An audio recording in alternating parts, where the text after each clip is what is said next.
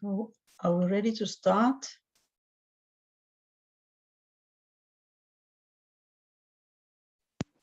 Yes, please.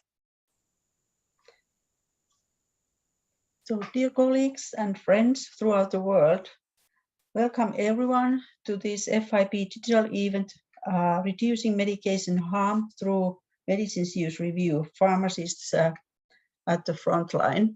It is my pleasure to welcome you all, and it's great that we have this kind of virtual tools to get together even at times like we have today.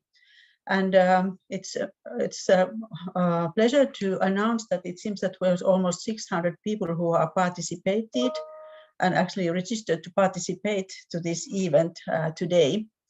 And it shows that we are dealing with a very important topic where pharmacists really are at the front line. And it is great that our world organization, FIP, has taken the lead to make it possible for pharmacists to be involved in promoting patient safety, and particularly medication safety. That is a special area for us as pharmacists. So maybe it's time to turn to the next slide, please. And today I will be your moderator. I come from the University of Helsinki. My name is Maria Airaksinen, and I work there as a professor and head of clinical pharmacy group at Helsinki University.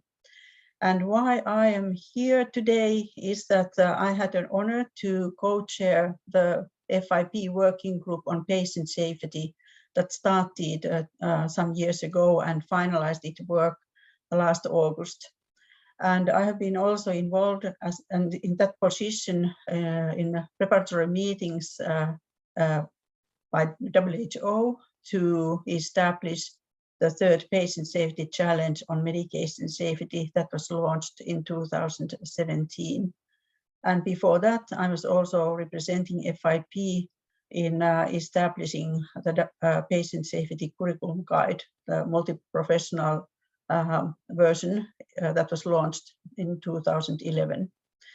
And in my own home country, I have been very actively involved in national patient medication safety initiatives since 2004. And it was the time when Council of Europe was the first international organization within Europe that started to establish recommendations for its member countries on patient and medication safety. And I can say that international work has changed a lot in our country, and also the cooperation that we have nationally and locally and within professions in patient medication safety. And I hope that this patient safety will become the same kind of issue for all of you. And so the picture of me, so I wanted to make this kind of picture here to show this is the part of our team at the University of Helsinki. And we work closely with our universities, the community pharmacies. So we have a lot of projects ongoing that is related to practice development. And finally, there's the picture of Swiss cheese. And I hope that every one of you have seen this and also what it means, and hope after this session and these 2 hours with our esteemed colleagues presenting, this will be something even more special for you and something that you can start using in your daily practice. And I'm sure that you will find out what is Swiss cheese in this context of patient safety. May I have the next slide? And there's some couple of announcements. This webinar is being recorded and live streamed via Facebook. The recording will be available on the FIP website. You may ask questions using the question box provided.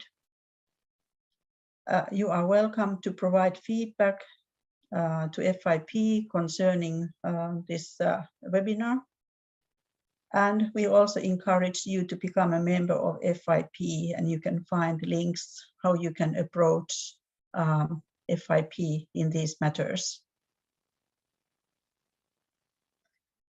And then it's time to go to our program today. So after this introduction, you will have an opportunity to listen to these 3 distinct presentations that are related to medicines use review. And the first one is in the community pharmacy setting, and then the second one in a hospital pharmacy setting.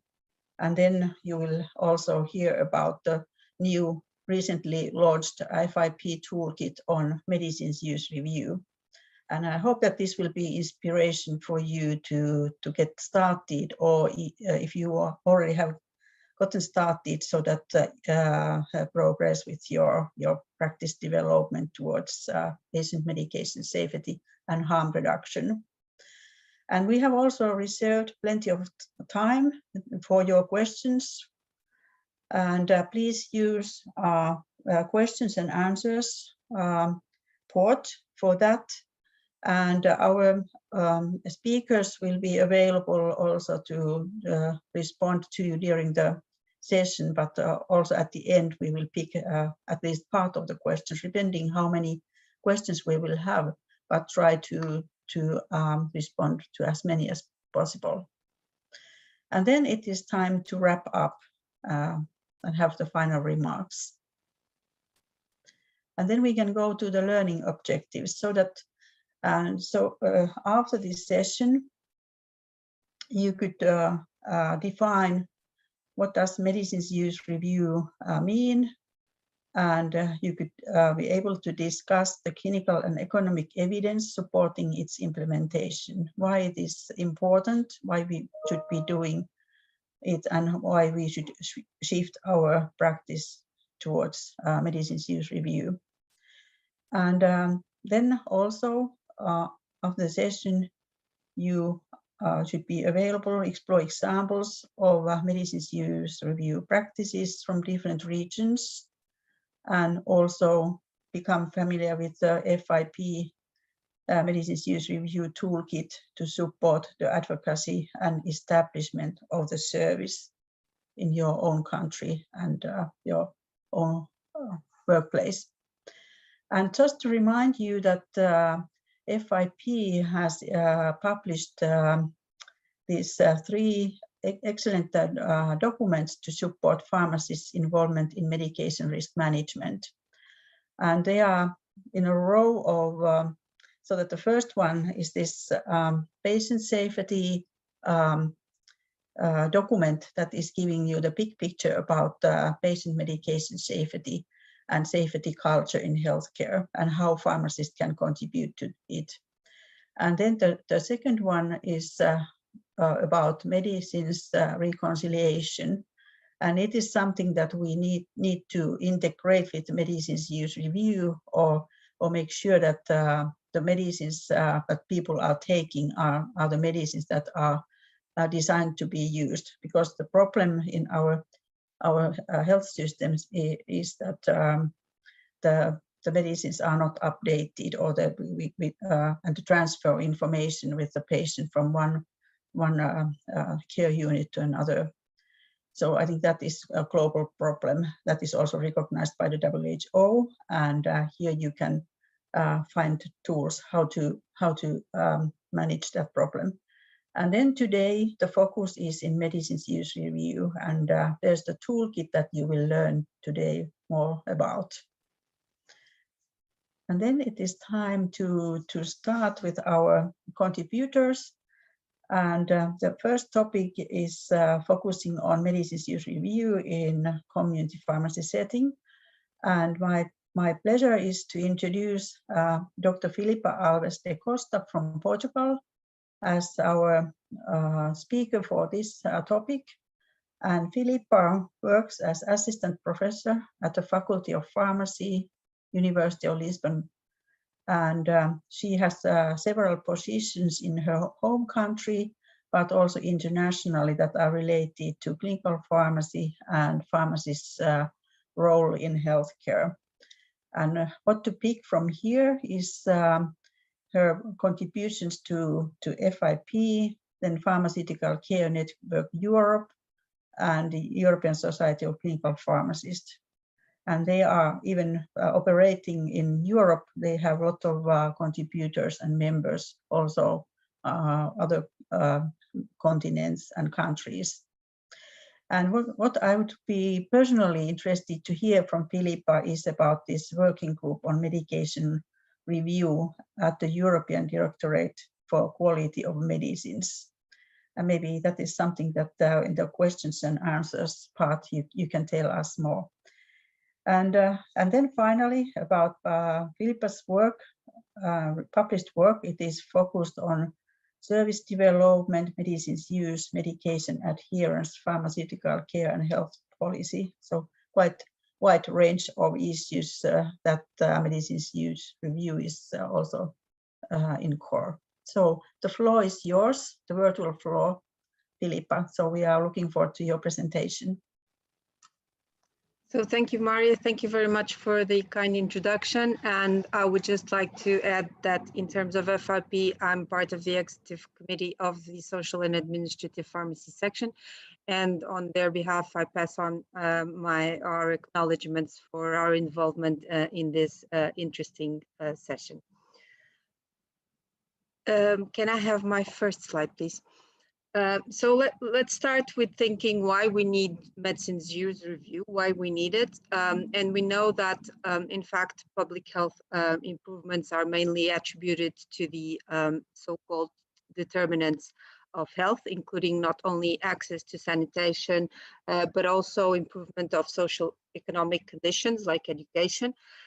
However, medicines are one of the important contributors to the improvements in life expectancy.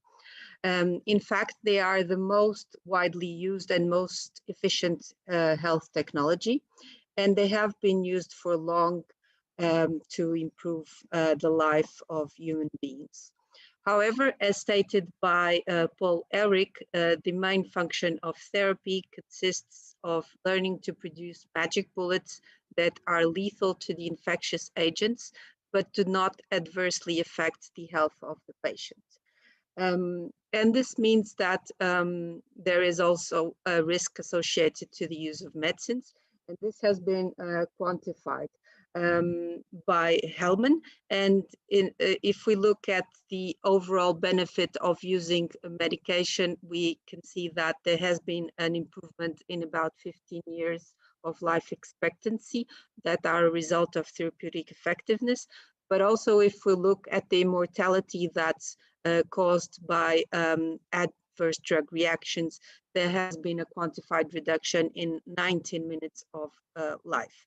And so for all these reasons, this has led important international organizations like FIP and WHO, among others, to try and quantify the costs of inappropriate use of medication, and therefore develop strategies and interventions that could potentially lead to improvements in the responsible use of medicines.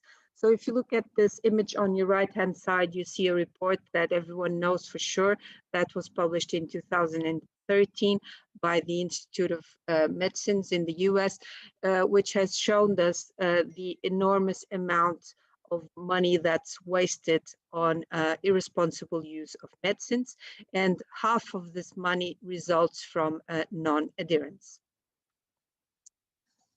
The next slide, please. How can we improve medication use? There are several interventions that have been studied, and this table is extracted from a Cochrane review that includes 75 systematic reviews. So in fact, it is a review of reviews, and it includes several interventions, but it also includes different target groups and outcome measures. And the main message that we can extract from here is that most interventions are effective, but there are some exceptions. And these are the ones that are purely educational and also the directly observed treatment, except for certain conditions.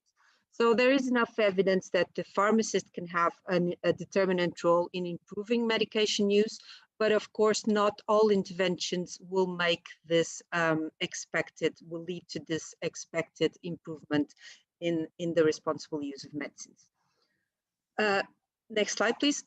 So definitions are extremely important, and those of you that know me better and my background will know that I have been very much influenced by Foppe van Mil, who was a strong defender of definitions. And in fact, he passed more than half of his life trying to show us that if we don't know what we're talking about, we might be confusing terms. So I would like to spend some time with trying to establish the boundaries between medication review and medicines use review. And these two terms are often used interchangeably, where in fact they mean two different things. So medication review has been defined by PCNE in a position paper that was issued in 2016 as a structured evaluation of a patient's medicines with the aim of optimizing medicines use and improving health outcomes. And this will entail detecting drug-related problems and recommending interventions. Now, if you look at the table beneath the definition, you will see that there are different types of medication review, and this depends on the sources of information that the pharmacist can use. So you can have simple medication review where you just have access to the medication history. You can have intermediate medication review where you have at least two sources of information, one being the medication history and the other one being the patient interview or clinical data. And then the third one is when you have three sources of information, so medication review, patient interview, and clinical data. So in fact, medicines use review is one part of medication review. And if you look at the type 2A, it matches that one where you have access to the medication history and to the patient to conduct a patient interview. So next slide, please. So medicines use review service is a service that consists of structured adherence-centered reviews with patients on multiple medicines, particularly those receiving medicines for long-term conditions. Now, this service therefore focuses on medication adherence and is only one part of medication review, as I have mentioned. It may take different terms, adopt different terms depending on the country. So in the UK, they use the term MUR, standing for Medicines Use Review. In Canada, for example, they use the term Meds Check. In Switzerland, Polymedication Check. And yeah, there will be many others. These are just a few examples. Now, the most important thing to remember in Medicines Use Review is that this service has been evaluated in some of these countries. And in fact, in Switzerland, I have two references here, which I would strongly advise you to check better. But unfortunately, they show you that the service only has an impact on humanistic outcomes and acceptance, but there has been it has been unable to show any significant impact on adherence. And this was in fact the reason why the service lost acceptance by the health insurance and is no longer remunerated. The service is still available and is of course part of the undergraduate and postgraduate education and is still delivered in community pharmacies, but it's currently not being paid. And this is, of course, important for the implementation of the service. Also in Canada, the service has been evaluated and we know that it has shown to decrease DRP, so drug-related problems. However, these are just process measures and cannot be really, do not always transfer into a meaningful patient outcome. In the UK, the service has just been decommissioned this month, unfortunately, and this was after an evaluation that was initially conducted in 2016 by David Wright, and there's a long report about the evaluation of the service. I'll just mention a few of the highlights, and some of them are there was a high variability in the delivery of the service. The other one was that it was perceived very positively both by patients and by pharmacists, but not by GPs because it was perceived to have to result in some duplication of work. hopefully to be overcome by the introduction of summary care records, but in fact, this was not verified. This report also highlights that there was some confusion in terms of the focus of MURs, if it was a clinical or an adherent service, and therefore it was recommended that there was more emphasis put on training of pharmacists so that they could understand better what to expect from the delivery of this service. Now, in terms of robust evidence, what this report concludes is that although MURs do result in improved knowledge of the patient about the way to use their medicines, most MURs are delivered as one-off interventions and therefore do not result in an improvement of adherence, or at least have not been able to demonstrate this improvement. Next slide. So this is just a continuation of my former table extracted from PCNE, and this is to support my argument for we should know what to expect from each service we delivered. And in here you see that for each type of medication review type, you can expect to detect or identify different types of problems. So in terms of medication review type 2A, so MUR, equivalent to that, we can expect to identify different forms of non-adherence, of course, not all of them, partial or erratic non-adherence, and eventually also some problems with handling medication. But of course, we cannot expect to identify problems that would need us to have access, for example, to clinical or laboratory data. Next slide. So this is just a highlight of two studies we have conducted between Lisbon, Basel, and Ljubljana. And in this study, this was called the practice study. And we have found that there were a wide variability of services offered by countries. You can see on the left-hand side that medicines dispensing is, of course, the service that's more widely available in all countries.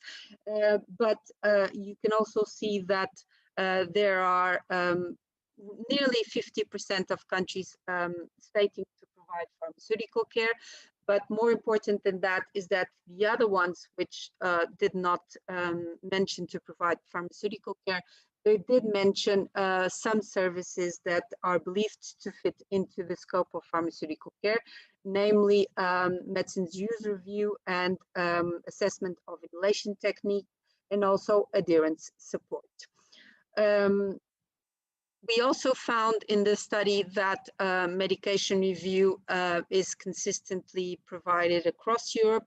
However, the most common type is type 2A, so the one fitting MUR, which was found to be reported by 14 countries. Next slide.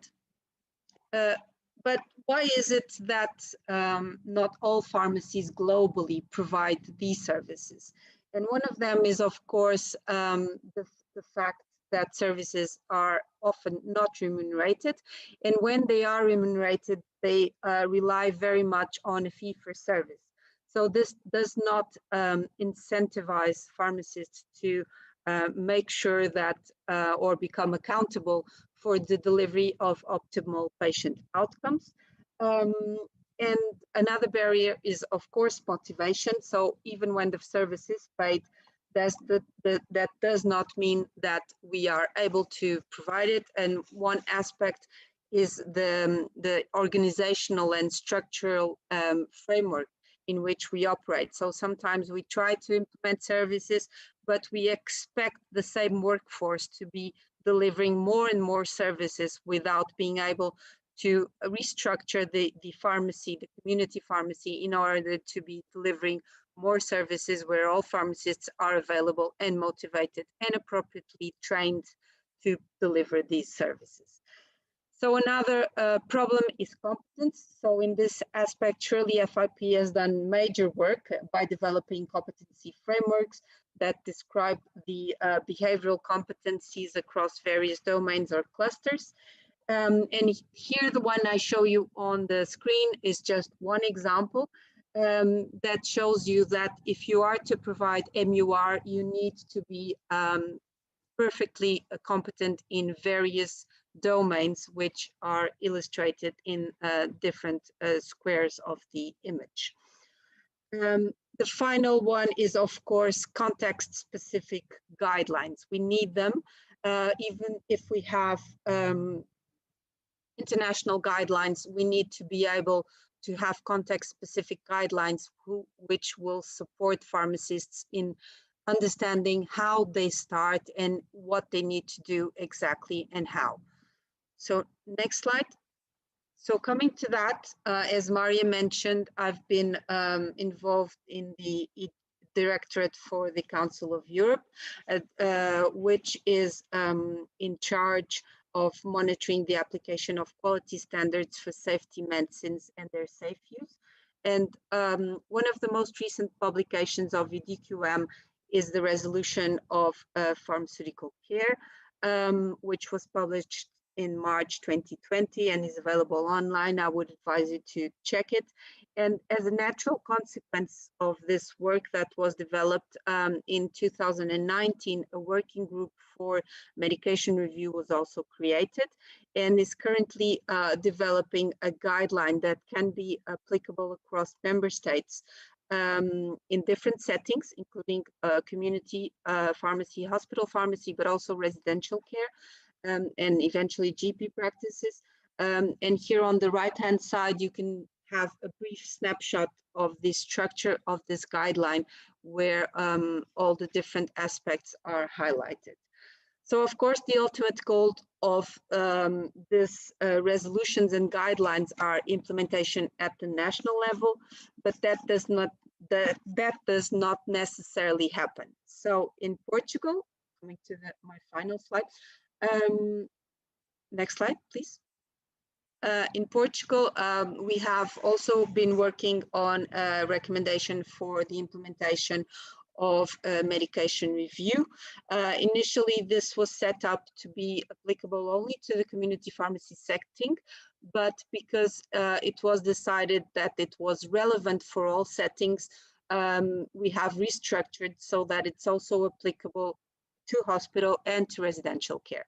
So the main aspect of this guideline is that it has practical tools included, and this is very important when you're in a non-native English speaking country where often you lack the necessary tools, but also it highlights the responsibilities of each member of the pharmacy staff to engage in each of the phases of the medication review. So to conclude, my final slide is that although Everett Koop has mentioned that medicines do not work in those patients that do not take them, that is certainly true, but I would add, in the context of this confusion between MURs and medication review, that medications will work differently in patients that take them erratically.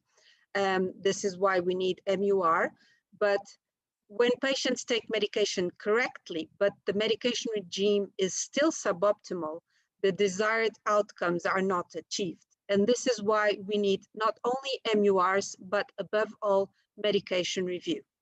So thank you for your attention.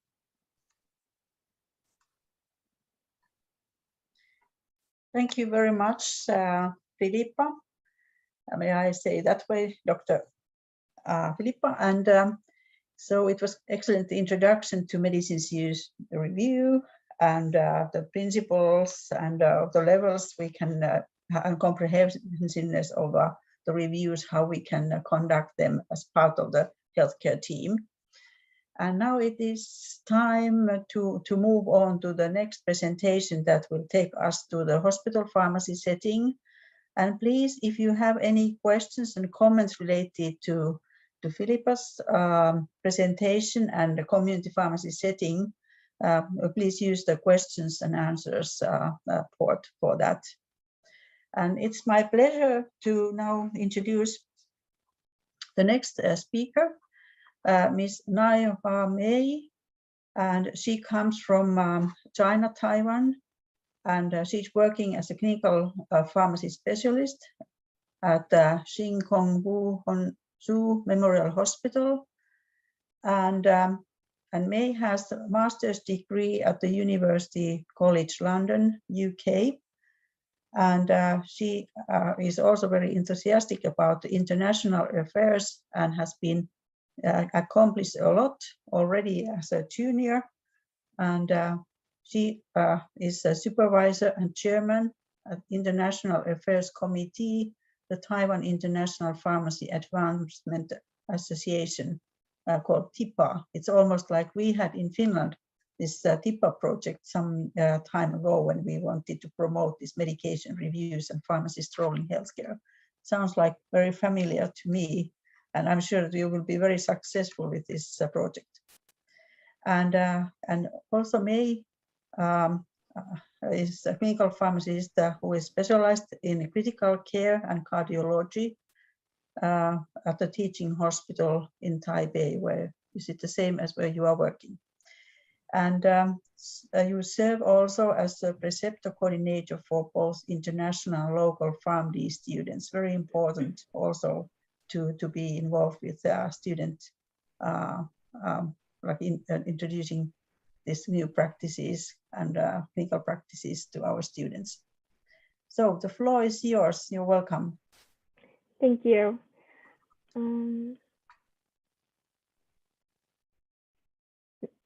Okay. Hello to all those listening in. Thank you for the introduction. I'd like to first thank FIP for organizing this webinar and the support from my director, Mary. I'm always excited to participate and truly thankful for the opportunity to share information with pharmacists from all around the world. I do have quite a few slides, so without further ado, next slide. So hopefully everyone has seen or heard the Swiss cheese model at some point. Here, we're going to apply that concept to why accidents happen, resulting in patient harm. So with system alarms, the process of having someone check or even double checked act as a form of defense, in which this case is kind of illustrated as slices of cheese. When you have staff shortage, inexperienced team members, plus poor team communication, the result of failing to monitor vital signs is bound to happen. The error and near misses occur when the holes in many layers momentarily line up and permit the passing of an error through different steps of the process. It doesn't matter how skilled a person is, we're not perfect, and everyone is capable of making mistakes. So instead of expecting endlessly perfect human performances, the conditions under which human work is what must be changed in order to minimize or hopefully avoid all errors. Next slide, please. Thank you. So if you look at it from a global scale, data from the World Health Organization shows that 1 in 4 patients is harmed by the care they receive in primary and ambulatory care settings. Approximately 6% of hospitalized patients experience an adverse drug event during their hospital stay. It is estimated that in England alone, there are around 237 million medication errors annually. Now, in the United States of America, medication errors cause at least 1 death every day, and it injures approximately 1.3 million people. And it comes at a cost, which is estimated around 42 billion US dollars. And that's almost equivalent to 1% of the total global health expenditure. Next slide. So what about in Taiwan? If we were to specifically look at the reports from hospitals, medication errors account for around 40% of all, among all. Within those errors, 71.4% were caught as near misses and 2 deaths out of a sample of more than 27,000. And this is through the Taiwan Patient Safety Reporting System that was actually initiated in 2005. We have more than 12,000 participating organizations, including hospital and long-term care facilities. And over the time, we've documented more than 714,000 cases. Next slide. As you can see, the most common reason that medication errors occur in hospitals is actually when the physician enters a prescription.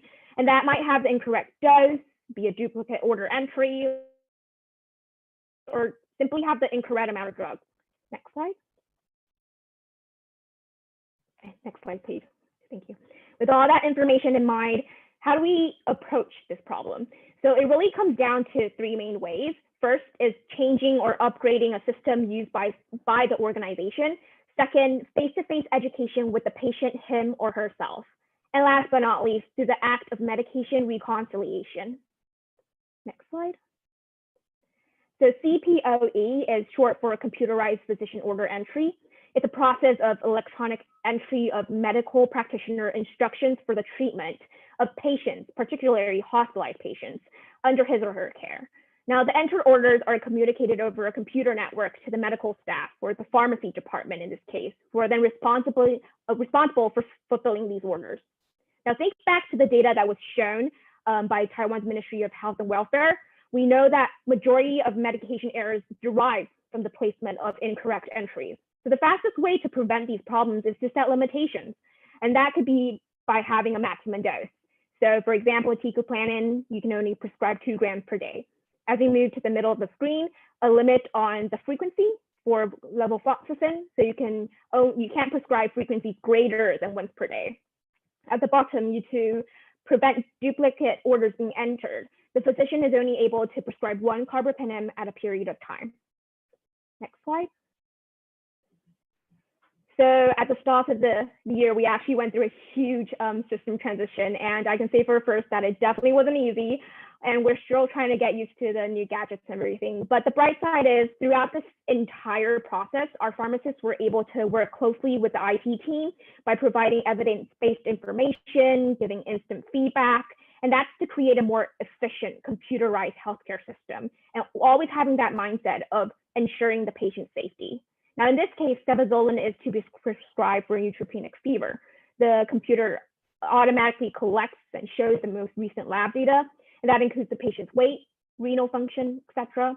Then according to the indication, certain doses and frequencies are then suggested. Next slide. So here's a more kind of detailed step-by-step run through of what the physicians actually see when prescribing antibiotics through our new patient management system.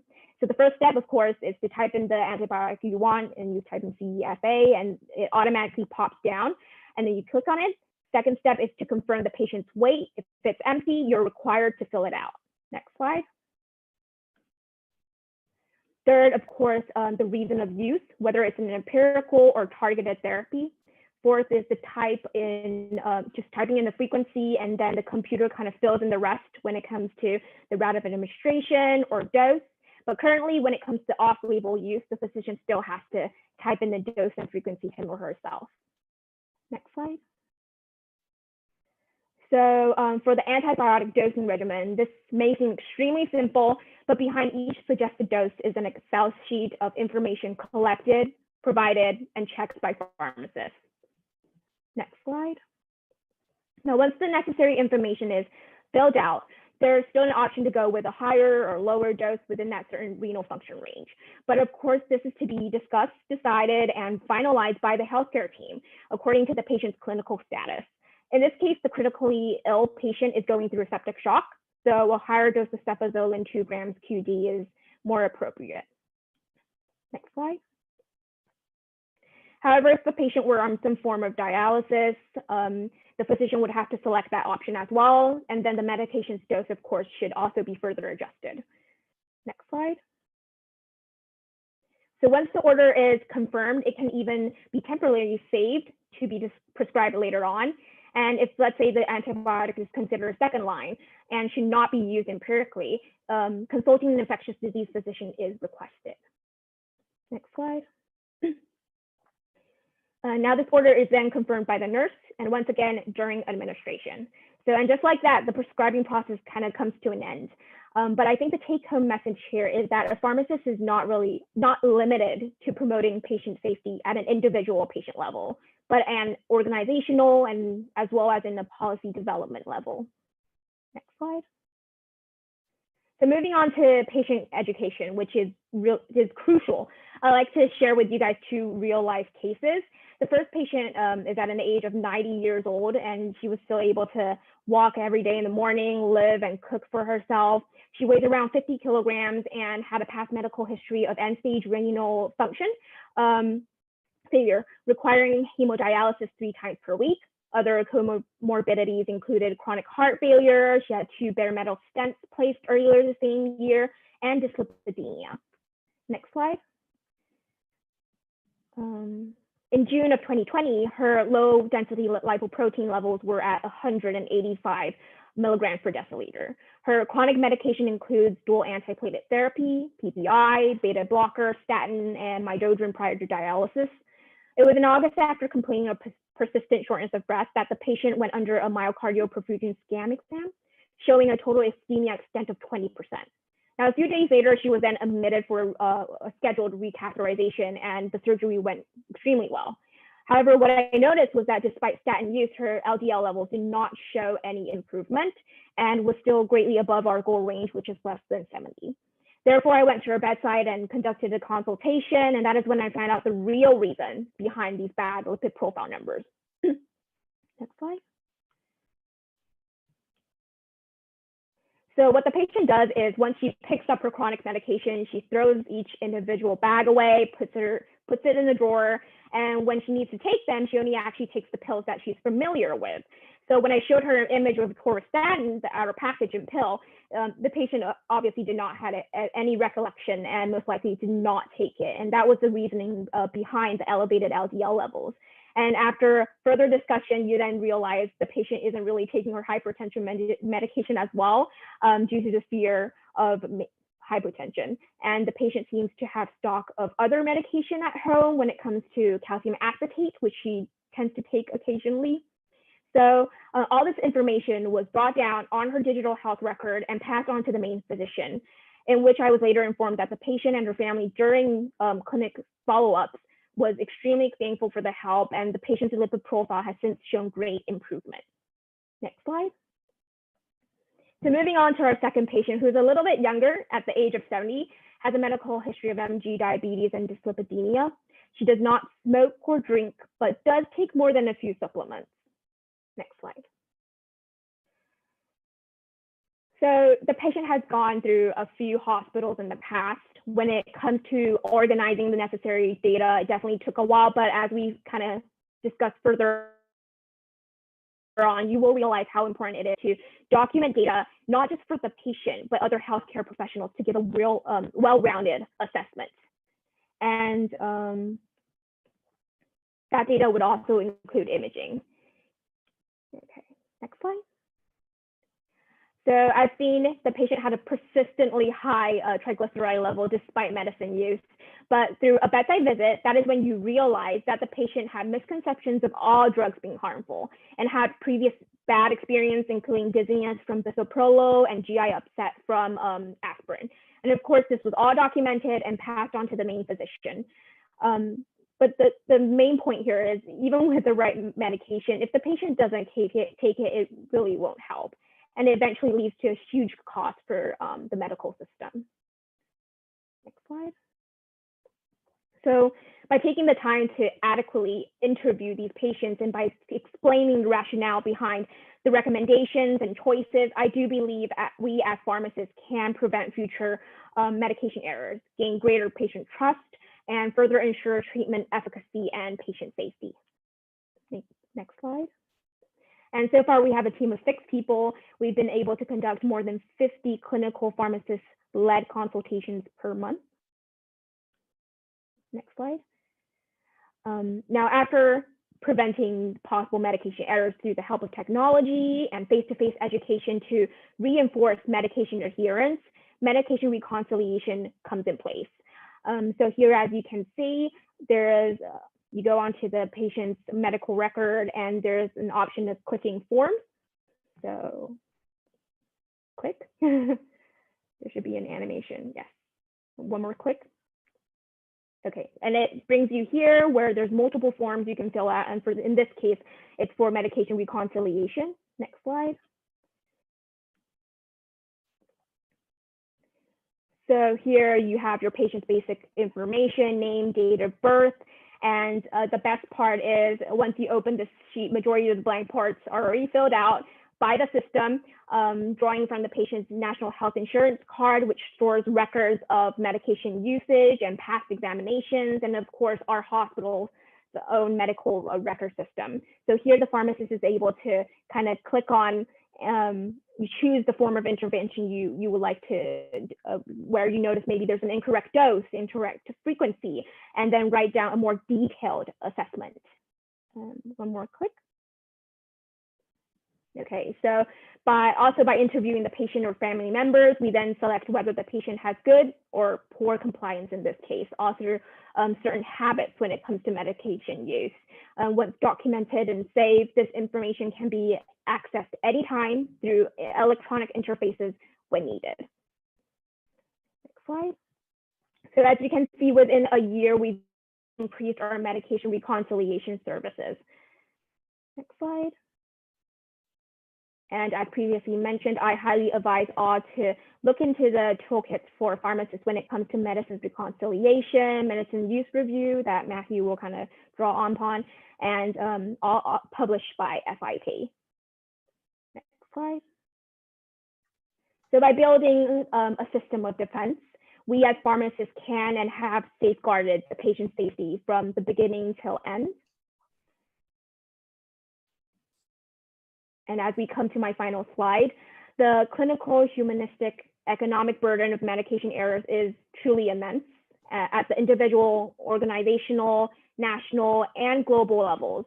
But with a well-structured, patient-centered assessment, are we then able to identify, resolve, and prevent future medication errors from happening? And as a result, ensure optimal medication therapy, reduce drug adverse events, and improve clinical outcomes.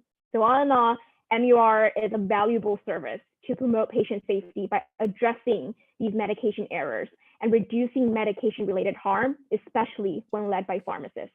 Thank you. Thank you very much, Naiva May, for your excellent presentation. So, and now please, again, there's some questions now coming, and that to our post to chat and this question and answers port. And I think there's some very important issues coming out about like this different kind of concepts and definitions that we use for medication reviews. And we are now talking about collaborative medication use and medication reviews where pharmacists are active partners in reviewing medications. And it's great that we are getting more comments. And now we can move on to the last part of our presentations before the discussion part. And now we will hear about the FIP toolkit on medicines use review that was recently published, as we were mentioning previously. And it is my honor to introduce the speaker, who is also the person who was establishing the toolkit, Dr. Matthew Hung, who is the clinical staff pharmacist at the St. Mary's Hospital, Canada. And he was like this toolkit co-author, and he has PharmD and residency training in advanced pharmacotherapy, and he works as a clinical staff pharmacist at an urban community teaching hospital in Montreal, Canada.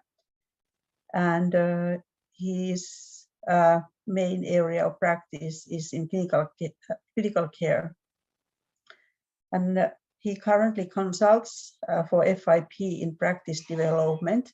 And it is always very important to involve people who have hand-on touch to these issues to work with us. But if we are academics, and then we need policy people, but then we need to very much listen to these people who really are working with patients. So now we are looking forward to your presentation and introduction to the toolkit, Dr. Matthew Hung. The floor is yours. All right, thank you very much. Thank you for the introduction. As discussed, I'll be talking about the toolkit. If you can go to the next slide, please. And before diving into the toolkit, I think I'll just echo the comments and insight that my previous colleagues mentioned, and saying that The global burden of medication errors is huge. They have potential to cause significant harm to our patients and to place a huge burden on our health systems as well, which is why that our role as experts in medicines, as core members of the healthcare team are super important in trying to tackle this public health issue. So we saw these statistics earlier. So in the United States, at least 1 death per day is deemed to have been caused by medication errors, and worldwide, the cost of medication errors is estimated at 42 billion US dollars. Next slide, please. So patient safety, is a priority for all. In 2007, WHO launched their High Fives project to address really 5 different major patient safety challenges, and notably medication safety was one of them. And then 10 years later, they launched their 3rd global patient safety challenge that they really wanted to target medication-related harm and name their challenge Medication Without Harm. And their goal was to reduce medication-related harm by 50% within 5 years in 3 areas of commitment. So that's high-risk situations, so looking at medications with the greatest potential for harm, in patients with polypharmacy, and at transitions of care. We can go to the next slide, please. So as we previously mentioned, FIP has been sort of continuing to represent an advocate for pharmacist-led contributions in tackling medication-related harm and in ensuring patient safety. So the FIP, Working Group on Patient Safety, published a reference document last year to sort of highlight the different areas in which pharmacists could intervene in patient safety. They provided case country examples and really looked at different possible interventions at different levels. So patient level, organization level, and systemic levels. And this adds on to FIP's continued work to advocate for pharmacists on this issue by creating documents, publishing statement of policies, and collaborating with WHO and other stakeholders as well. We can go to the next slide, please. So in light of this, FIP developed a toolkit to focus on the service of medicines use review. So this was developed and completed by the help of volunteer members from the practice development team here at FIP, and it was released in December 2020. And in this document, we try to define the concept of medicines use review. We provide implementation tools, and we try to showcase evidence and some country examples as some of practices that are happening around the world. And a second toolkit was actually developed earlier this year in February on medicines reconciliation as another additional service that pharmacists can offer to ensure patient safety. And we actually will have an upcoming talk on this second toolkit that you're all invited to attend as well. So if we go on to the next slide, so we looked at different definitions and tried to develop our own definition of medicines use review. So our definition here is a structured, patient-centered assessment of the effectiveness and safety of a patient's medication therapy and adherence to such therapy. And I'd like to touch on a few concepts that come out of this definition. First is sort of the structured aspect of this service, in that it's a service that should be established according to a certain framework. There should be policies and procedures in place so that that service is done as effectively and as optimally as possible. It's also an assessment that's going to be patient-centered, so really putting the patient at the focus of our assessment to make sure that our analysis and that the recommendations will yield optimal outcomes for our patient. And likely afterwards, they will trickle down to different outcomes that could also affect our health systems and our establishments as well. And when looking at different aspects of the medication therapy that we will be assessing, we'll be looking at different components, such as the effectiveness, the safety, and the adherence of their medication therapy. It's important to highlight that a medicines use review is really a component of a total bundle of services that we as pharmacists can offer to help ensure patient safety. So other things like medication reconciliation or patient education, those are important factors that all in all can help to improve patient outcomes and ensure patient safety. So if we go to the next slide, so in this toolkit, we highlight different practices that are done around the world. So things, services that have different names according to different parts of the world. So things like domiciliary medication management, meds check, drug utilization review program, high performance medicines management, and medication therapy management. So things are being done around the world, and when looking, trying to be inspired or trying to look at different practices around the world by looking up their specific names, I think that can help us gather more specific information and hopefully learn from different things that are going on from our colleagues in different areas. So for sure, you can feel free to share practices, and that way we can progress as sort of a global community to learn more about one another and to move forward with the service. So on the next slide, when advocating for medicines use review, of course, I think all of us are sort of convinced of the benefits associated with medicines use review, but advocating it to higher level individuals, to stakeholders, to health systems, to establishments, sometimes we need evidence to back ourselves up. And evidence on medicines use review isn't necessarily, the body isn't necessarily the most thorough or the most widespread in terms of literature, which could be due to possible confounders or differences in definitions and outcomes.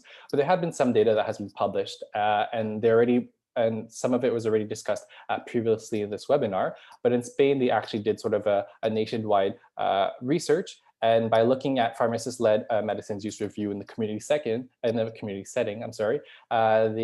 were able to demonstrate that it was associated with a 50% reduction in the number of patients visiting emergency departments, as well as a reduction in the number of patients reported to have been hospitalized. And then medicines use review has also been associated with other clinical benefits, such as a decreased polypharmacy, a reduced preventable adverse effects, improved disease control, and improved medication adherence as well. And not only looking at the clinical side of it, but also looking at sort of the economic benefits that we could gain with medicines use review. So this study here sort of demonstrated that a comprehensive medication review, this was performed as sort of a bundle of different interventions done by pharmacists on the ward, could lead to a reduction of $230 US of healthcare associated costs per patient. So there definitely is some numbers, some tangible data that we could use to reinforce the service, and especially its impacts towards our patients and our systems. But there's definitely more that can be done to really contribute to the growing body of literature about medicines use review. So if we go on to the next slide, please. So in our toolkit, we first try to describe different conditions that are ideal or that necessary to implement effective medicines use review. So the first component is the data and access to information. So that's having access to patient information, knowing things about their history, having access to their chart, or maybe information about recent hospital admissions, just to sort of have all the information at hand to be able to adequately perform our analysis and review the use of medicines of our patients. And that can be accessed through different means. It could be through a nationwide database. It could be through paper charts. It could be through patient interviews as well. So really a wide array of different means. And then we also discussed things like resources and logistics. So for example, pharmacists working in the community setting also have to take on different responsibilities. They have to oversee compounding, they have to be dispensing, they have to be counseling patients and providing education. So really having a dedicated time to perform medicines use review is something that should be considered so that so that the service is provided as optimally as possible. Pharmacists should also be equipped with the necessary equipment and physical spaces in order to access information, in order to reach patients, in order to discuss patients in total confidentiality, in order to perform the review. And there should also be a remuneration scheme that sort of exists to sort of compensate pharmacists for their service.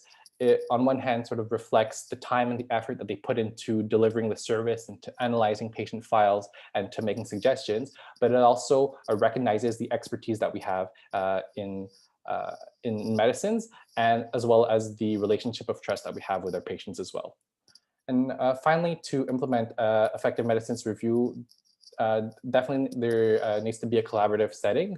So there should be methods in place to adequately communicate and document the results of our analysis, and discussions with prescribers and other healthcare practitioners are definitely beneficial and are necessary in order to implement the changes that we want to make to medication management, as well as communicating to the patient themselves regarding the changes that are brought on to their medication therapy. We also included a setting on low resource settings. So that could be smaller scale pharmacies where their resources are not necessarily available as promptly or as extensively, but having low resources doesn't necessarily represent a barrier to implementing effective medicines use review. Even in these smaller scale pharmacies, we believe that different conditions can be met in order to implement this service, and that's something that we highlight and discuss in our toolkit. So if we go to the next slide, we discuss a step-by-step process for medicines use review in our toolkit. And I sort of like to think of it as, a recipe for banana cake. Some people have, they'll add on nuts, or some people add on cinnamon, but our recipe for medicines use review is really not one size fits all. It's more of a starting point for members and different associations to implement a medicines use review according to their local practice and according to their specific setting. So we'll go with the different steps of what we've laid out in our toolkit. So the first one is collecting data on the patient and on the clinical data of the patient. So that could be things like the past medical history, past surgical history, the patient's age and weight, their history of allergies and intolerances, how's their renal impairment, how's their hepatic impairment. So collecting that data is important, as it will sort of give us a starting point to our analysis. Then we'll go on, obviously, to the review of medicines, which I'll describe on the next slide. Afterwards, we'll look at the patient comprehension, so to see, if their level of health literacy, to see how reliable they are as a historian, to see if they're aware and capable of monitoring some of their diseases using different tools and different equipment. Afterwards, we'll look at how they manage their medicines and their adherence. So to review if ever a pill box will be beneficial for them, if ever they've developed techniques or tricks to help them remember to take their medications as they are prescribed. Those really encompass the different types of reviews that can be done when doing our analysis.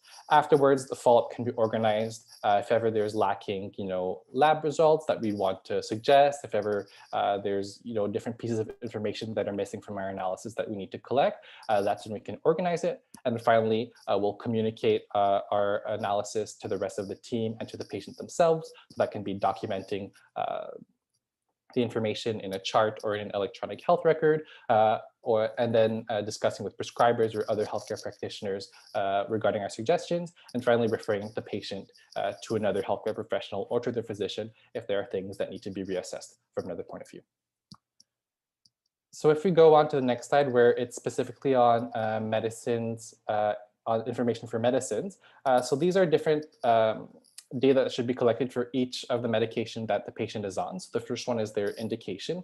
So to ensure that the medication is being prescribed for a reason that's still relevant according to the patient's current clinical situation.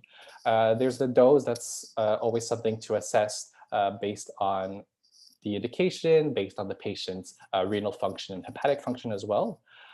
There's also important to look out for things like adverse effects to see if a medication could be contributing to any of the patient's signs and symptoms, or if there's a possible harm that could be prevented or managed by adjusting medicines.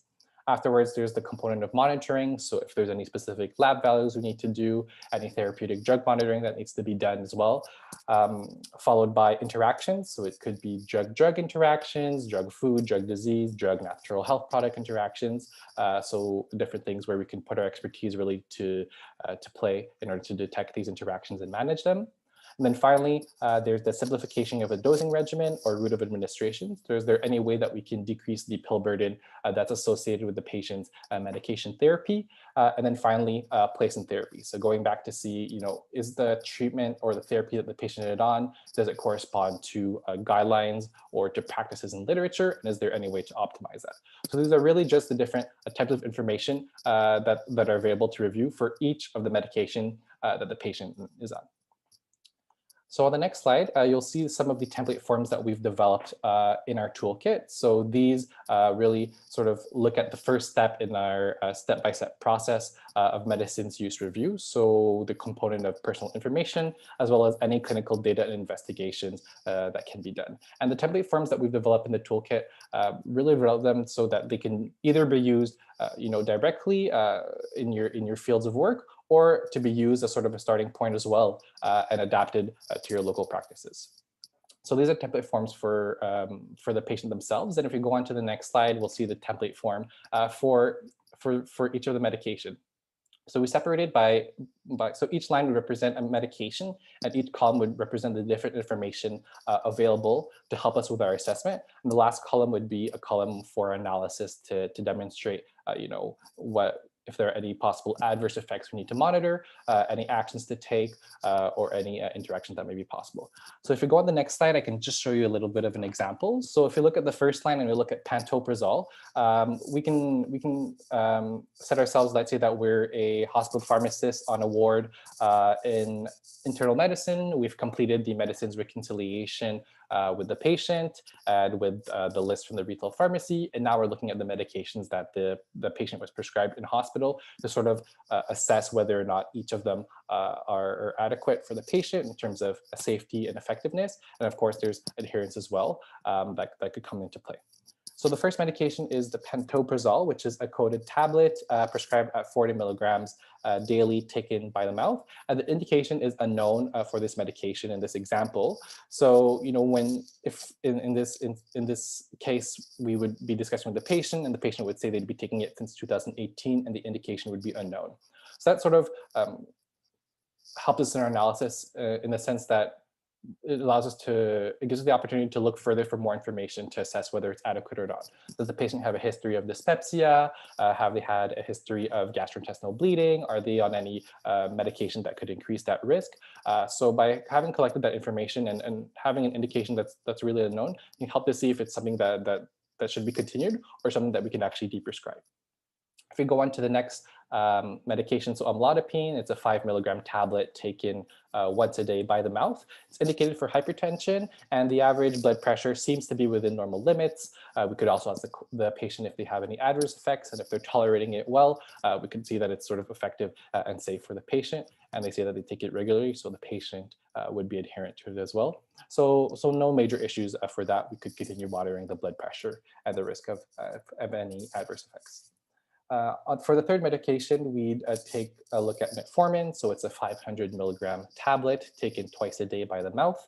There's an indication for type 2 diabetes. And if we were the pharmacist, we'd be looking at different lab values, and we would notice that the glycated hemoglobin was 8% from February 2021, so a bit above normal limits. So that could clue us in into why his diabetes control is not necessarily as optimal as it could be. So we could look at patient's adherence to the medication at home. We could check whether the patient has any adverse effects to the medication. And if ever, things seem to be going well, then there's opportunity to optimize the management. So should the dose be increased? Should we add different lines of therapy to the diabetes management?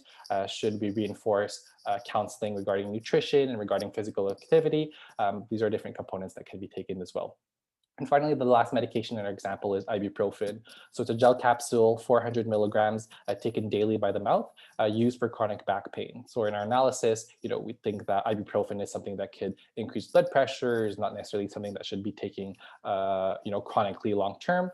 So that's a discussion that we can have with the patient to make sure they're aware of the risks when taking anti-inflammatories in patients who are known hypertensive, as well as looking at different alternatives in order to manage the patient's pain. So really, this template form is something that can be used to assess each of the medications that the patient's taking based on the different information that's provided, and to sort of make our suggestions and optimize their medication therapy as much as possible.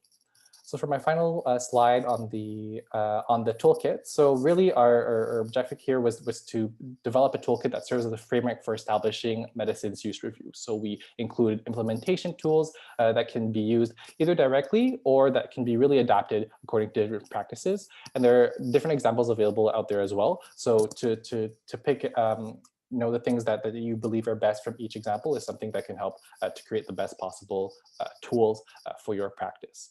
And we also attempted to describe different evidence and research efforts that have been done on medicines use review to sort of help advocating for this service within your local practices. And really, it's important not to understate the potential that we have as pharmacists to contribute to patient safety. And one of those methods in which we can really take on a leading role is medicines use review. Thank you very much.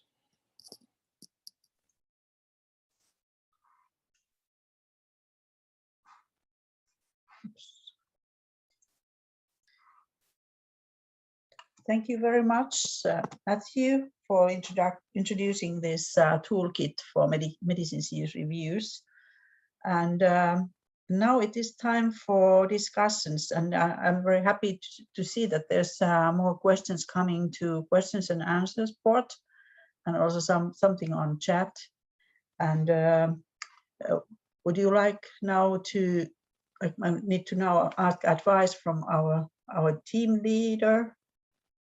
How we could, is it, if you want to comment from the audience, I think it would be nice to involve people who are, there's more than 200 participants here, so that you can also comment. I take, or there's questions, but if you want to make any comments,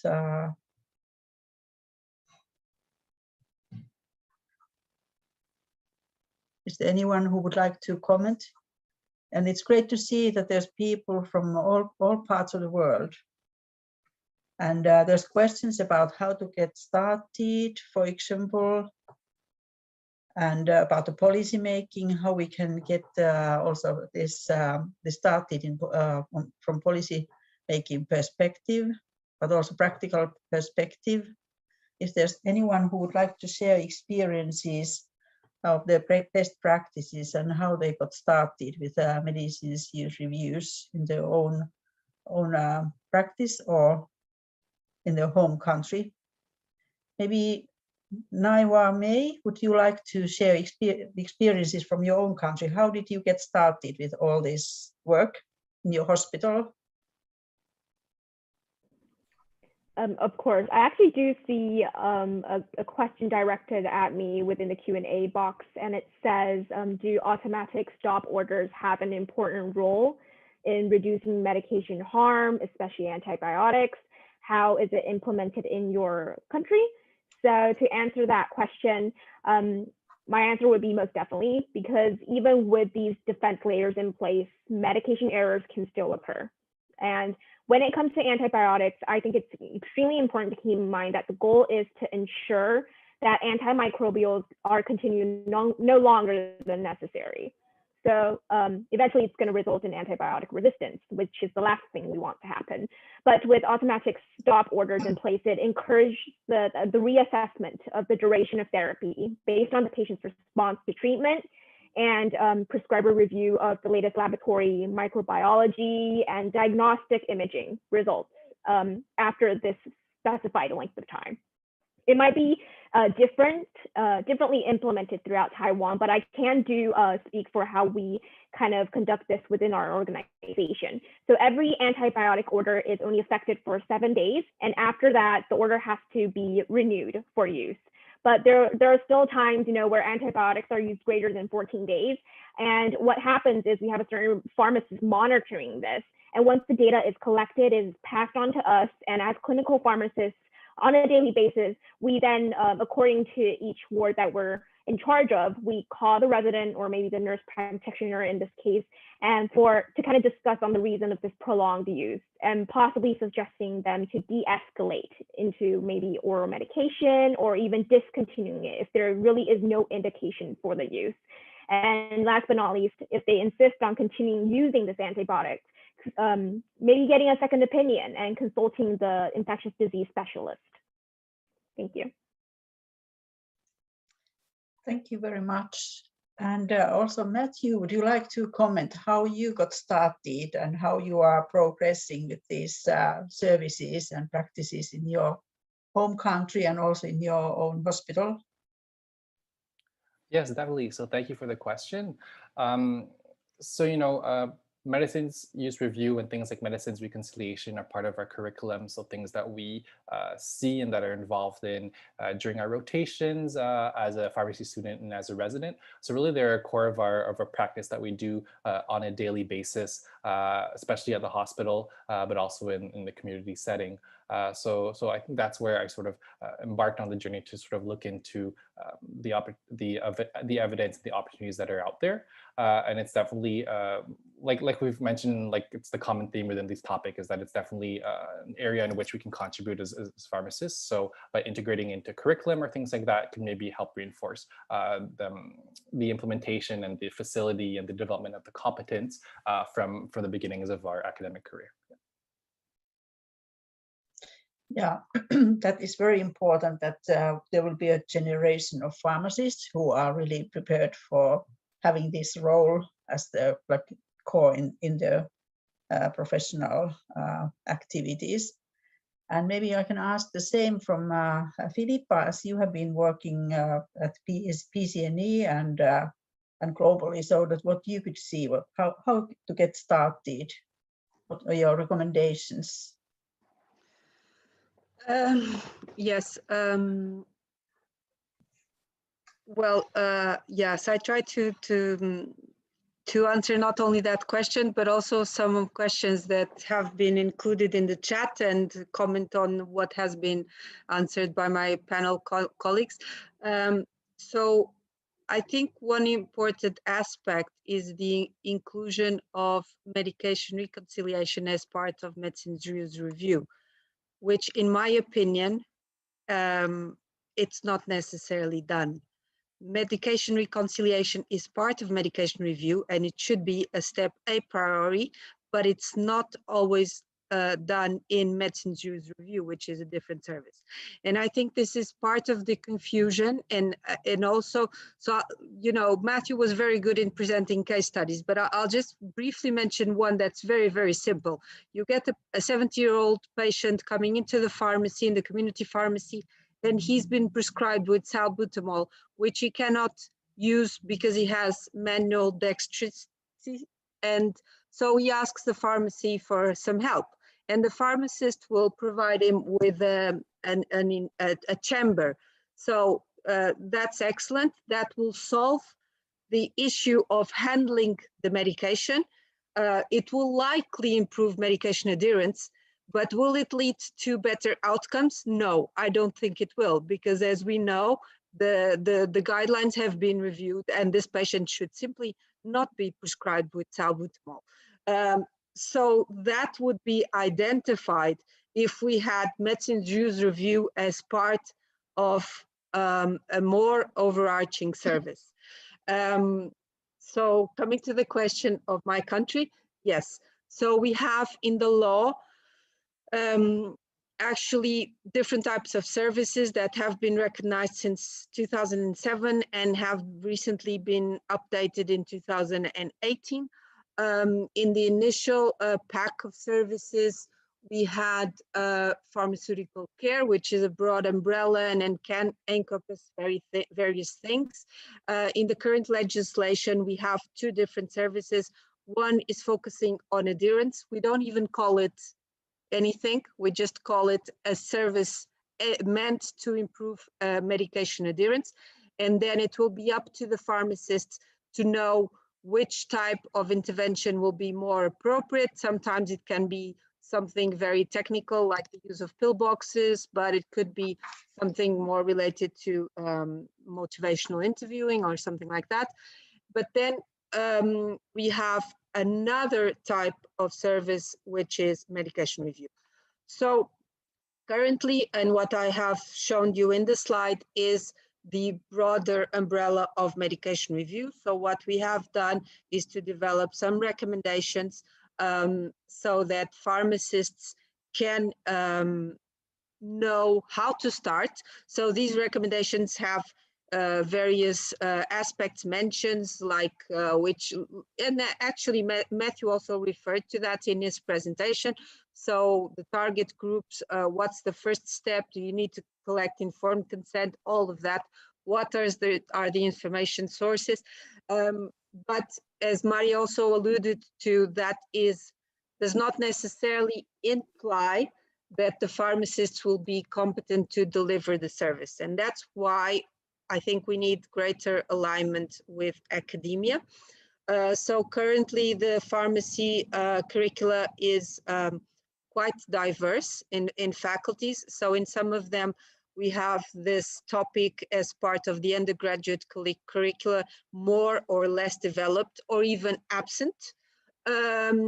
And that is why the Pharmaceutical Society then builds on the postgraduate accreditation by stating that we do not have compulsory accreditation for the service, but we do have recommendations. So saying you should be doing this and that course to become responsible and accountable for the delivery of a high quality service. Thank you, Philippa. And then coming back to these questions and answers that we have received, or questions to answer, there's also comments by Professor Nicole Brandt from University of Maryland. And I know she has done globally a lot of work on geriatric pharmacotherapy and geriatric care. And would you like to make a comment yourself about your concern, how we can move on? What will be the next steps from here? Because now we have an excellent toolkit. So how we can make a plan for the implementation? But if you, Professor Brandt, are there still, would you like to comment on this? Yeah, can I start now, Mario? We do it reverse because I speak too much. Yeah, you can start, yes. Yeah, so I think the way the question is phrased, I actually think it's more in the light of the pandemic, right? Because we have changed in so many countries, the scope of practice and even the legislation as a response to lockdown measures. So we do have the toolkit, but I think that the toolkit is a starting point. It will then need to be adapted to the national countries. But more importantly, I think in the national context, it will be relevant to look at the legislative changes that have just recently occurred. So in some countries, pharmacists were not able to deliver medicines at home, for example, and now they are able to. In others, they were not able to deliver hospital-only medicines, and now they are able to do this through the community pharmacy. However, these legislative changes just focus on the pure logistics side of medicines, so delivery. And the legislation does not mention what we have to do with the medication being delivered. So it will be important to ensure at the national level that the responsible associations for pharmacists provide the additional requirements for the delivery. Otherwise, we risk becoming post offices, and that's not really what we want. So the pandemic is a very good opportunity to ensure that the pharmacists can provide either through telephone, through the internet, whatever modes of remote technology, but provide the necessary advice to ensure the responsible use of medicines. Okay, thank you. And then there's some questions about the concepts. So what is, for example, what is the difference between medication reconciliation and medicines use review? I know if it's Matthew who could answer this, because it's very important that we have a good understanding of the concepts, what we are talking about, and because if we don't know ourselves what we are expected to do or what we want to do, I think it's maybe not impossible to proceed. For sure. So thank you very much for your question. So there is definitely some sort of, we need to distinguish both concepts, I think.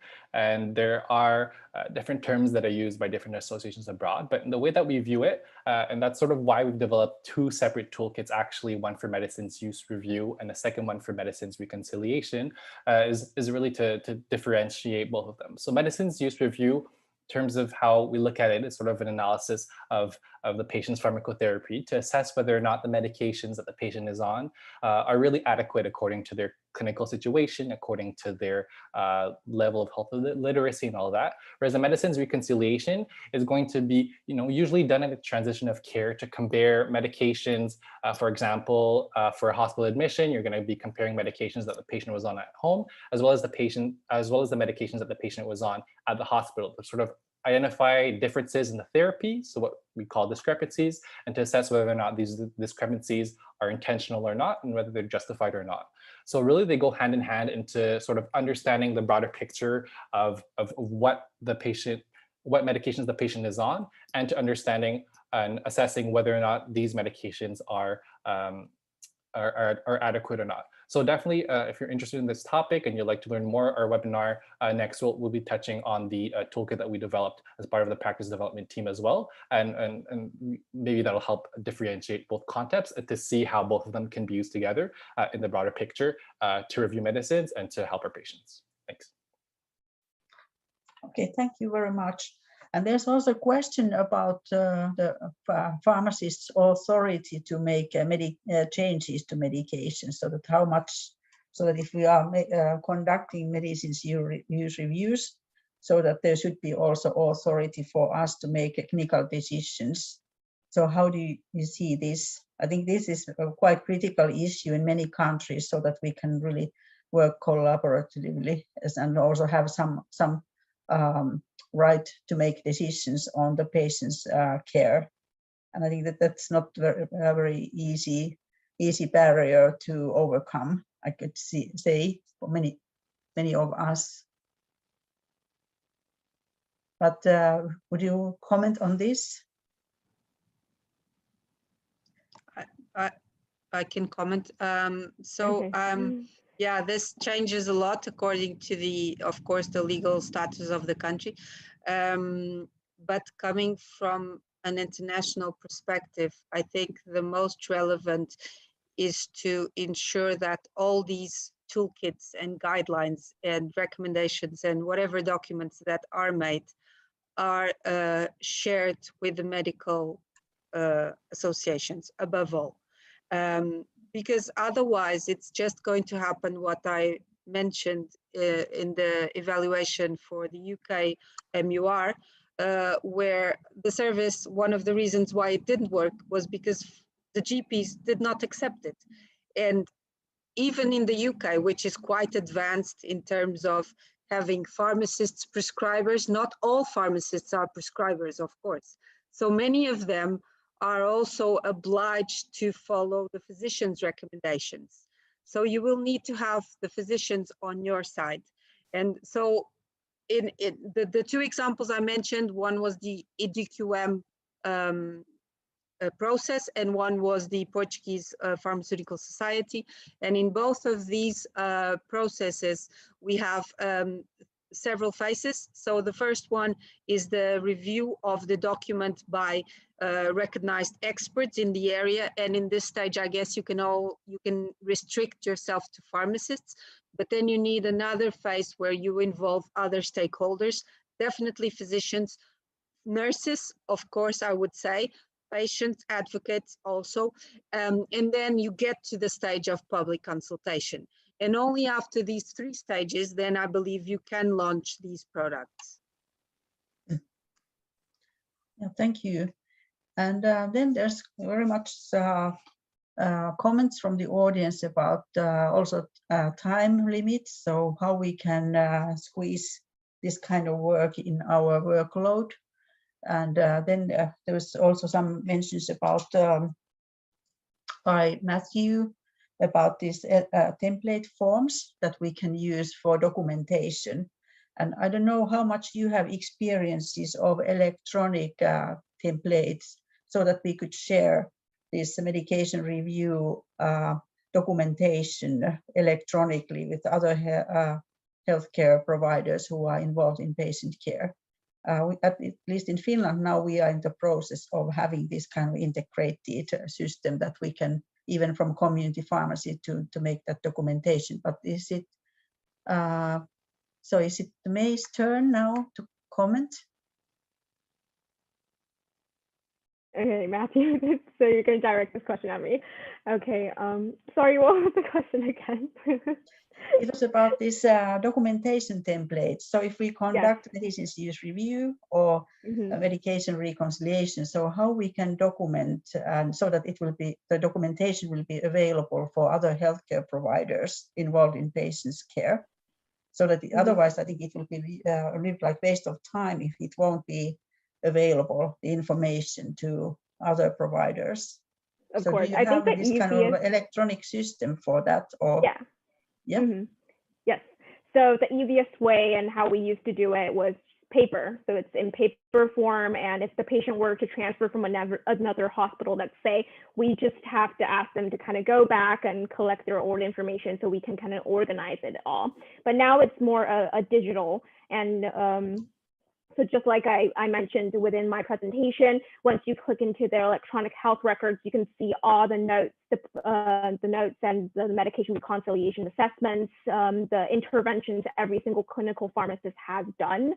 So that is then stored within their national health insurance card, where majority of the Taiwanese people have, and that's extremely convenient for all of our healthcare professionals to do a very full-on assessment of the patient and to ensure that there's no discrepancies when it comes to their medication of use. Yeah, excellent. And Matthew, would you like also comment on this? Yeah, definitely. So obviously, medicine review is something that's very important to be done with our patients, but oftentimes there are different things in our schedule that prevent us from doing it as effectively as possible. So having those talks with upper level management and people who are developing schedule and things like that to dedicate time to medicines use review would be perhaps a good way to start. You know, it's all dependent on the resources that we have, on the workforce that we have in order to develop them.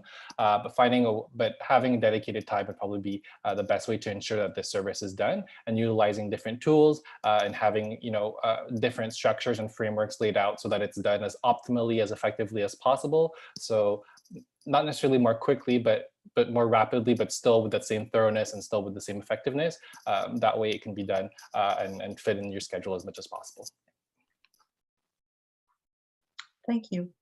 And then there's questions about resources and if there's any online courses or other ways that we could learn more about medication reviews, medicines use reviews, medication reconciliation. Do you have any good recommendations? And FIP, maybe from FIP part, you can also recommend if there's any resources available, but otherwise, how we can learn more of these skills. Yep, so I'll jump in. So definitely in our toolkit, in our best practices section, you can see the different terms that are used for medicines use review. And Philippa touched on it as well. So you can look back on the webinar to see the different terms that are used. And by looking them up, I think you can see the different tools that are developed by associations to implement this type of service in their own country. Otherwise, in the literature, there's evidence available as well that you can look at. Yes, to see the benefits, but also to see whether there's different methods that are in place as well. The WHO for their Medication Without Harm Global Patient Safety Challenge also produced technical documents that you can consult as well that provides examples and examples of practices that you could use for your local practices. Thank you. Okay, thank you. And then there was also a question about the policy making, so that about the good examples of policy papers, policy documents that are leading the way towards pharmacists' involvement in medicines use reviews. So do you know that kind of good examples as you have been cooperating with countries and people, that could be good readings for those who want to promote this also nationally through the policy making?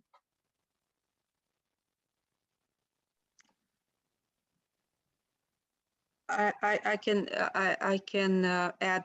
I mean, I think the EDQM resolution on pharmaceutical care is a good and relevant, at least for Europe. I don't know if the participant asking that question is from Europe, but anyway, it could be a good starting point. Then the major issue is the language, I guess. So I could send other documents, but they are heavily depending on the language of the participants. I don't know where the person is from. But so I would start with the DQM first, probably. And then in that resolution, you will also find some references coming from individual countries, which you can then assess. And that could be a starting point. There's also case studies in this FIP document on patient safety. At least it has plenty of case studies from different countries and how they have been proceeding with patient medication safety initiatives and the best practices.